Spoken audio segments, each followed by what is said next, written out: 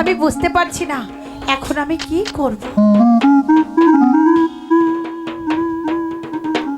এখন তোকে মরতে হবে বাবা। কাল রাক্ষসিনী বাবা বলতে তোর ঘৃণা হচ্ছে না? তো আমাকে বাবা বলিস নি কেন বাবা? আমি কি এমন করেছি? কি অপরাধ করেছিস তুই জানিস নি? কলঙ্কিনী এই বলে তোকে কি আমি ছেলেবেলা থেকে কোলে পিঠে করে নিজে না খেয়ে তোকে খাইয়েছি? আজ তুই এমন অপরাধ করেছিস যার জন্য রাজার কাছে আমাকে অপমানিত হচ্ছে। বাবা কি বলছো বাবা? রাজার লোকেরা তোমায় অপমান করেছে?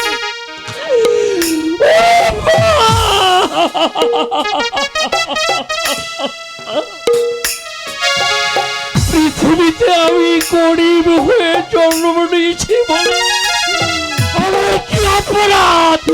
বলে দাও ঠাকুর, আমার কি অপরাধ? তুই আর আমাকে বাবা বলিস নি। আমার এখন মনে হচ্ছে আমার পায়ের তলা থেকে মাটি সরে যাচ্ছে, আমার মাথায় আগুন চেপে গেছে। আমার মনে হয় আমি তোকে বাবা কেন কেন আমার মেয়ে আলো কি করেছে? কি অপরাধ করেছি তুমি জানো না? তুমি এখনো হয়তো জানো না যে অপরাধ তোমার মেয়ে করেছে। এই অপরাধের এই অপমানের চেয়ে আমার মৃত্যু ভালো ছিল। কেন কি করেছে? জানো জানো আলোর মা, তোমার তোমার তোমার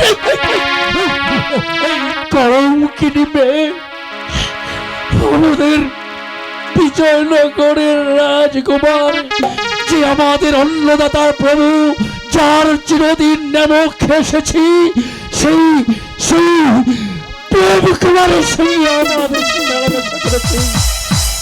ও তাই নাকি? প্রেম করে তো ভালো কথা।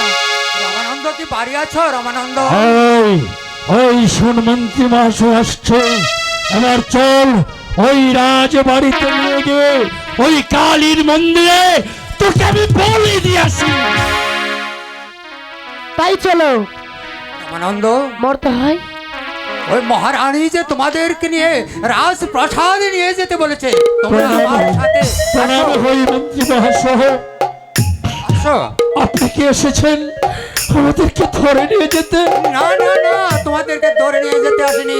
তাহলে কি জন্য ওই এসেছেন? মহারানী আদেশ করেছে তোমাকে আলোকে নিয়ে ওই মহারানী রাজপ্রাসাদে নিয়ে যেতে বলেছে। সত্যি বলেছে?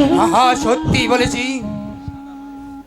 তাহলে চল চল শয়তানি, চল পোড়ামুখী, তোকে ওই কালীর মন্দিরে নিয়ে তোকে আমি বলে দিয়ে আসবো।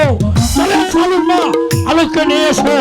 হয়তো মহারাজ আমাকে আমাকে চিরদিনের মতো ওই পৃথিবীর আলো বাতাস থেকে আমাকে বঞ্চিত করে ফেলবে, আমাকে হত্যা করবে, আমার শিরচ্ছেদ করবে। চলে আয় কালামুখী। আসো। তাই চলো।